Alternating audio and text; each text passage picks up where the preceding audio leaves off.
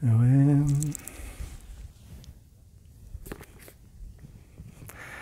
À chaque fois, on dirait que j'ai pas de bras. Salut à tous et bienvenue dans cette nouvelle émission. On s'approche de la fin de cette deuxième saison de J'ai lu, j'en parle à la plage, ce qui veut dire qu'on s'approche malheureusement aussi de la fin de l'été. Et oui, tristesse, pour vous l'été s'arrête, mais pour moi il continue pendant au moins 2 mois. Aujourd'hui, on va parler du temps. Vaste sujet. C'est parti, générique.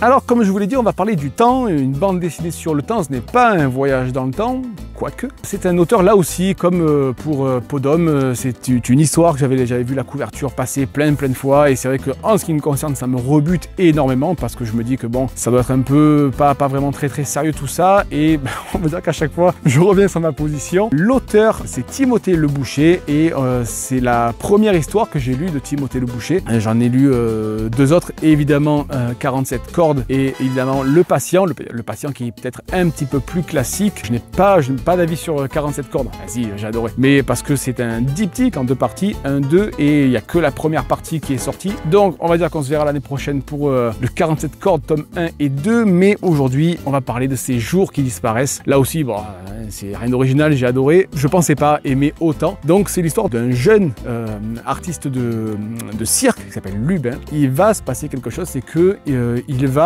vivre, on va dire, un jour sur 2. L'autre jour, c'est une autre personnalité qui prend sa place, qui a un caractère totalement différent, diamétralement opposé. J'avais envie de placer diamétralement. Et donc ça va forcément avoir une incidence sur sa vie, sur la vie de ses proches qui ne le reconnaissent plus. Ça va interférer sur sa profession, sur sa sociabilité. Les gens vont commencer à le fuir un petit peu. Ses amis vont être totalement perdus, sa famille également. Il va essayer tant bien que mal de cacher ce problème à sa famille, mais forcément il ne va pas y arriver parce que voilà, l'autre personnalité, comme je l'ai dit, est plus agressive, un petit peu plus sûre d'elle. Moi, ça a déroulé tout seul. J'ai pas vu le temps passer et je me suis régalé. Au niveau des dessins, c'est un petit peu plus simple. La colorisation est aussi un petit peu plus fine. C'est pas forcément le dessin chez Timothée Le Boucher qui m'a transporté, mais c'est surtout son histoire. Et une fois que l'histoire vous happe avec un H, et bien vous y allez tête baissée, comme moi. Vous êtes absorbé par ces jours qui disparaissent. Je comprends pourquoi ça a eu le succès que cette BD a rencontré. C'est, bon, je peux pas dire tout simplement génial. Je suis très content d'avoir découvert cet auteur Timothée Le Boucher qui propose des histoires aussi avec Le Patient qui est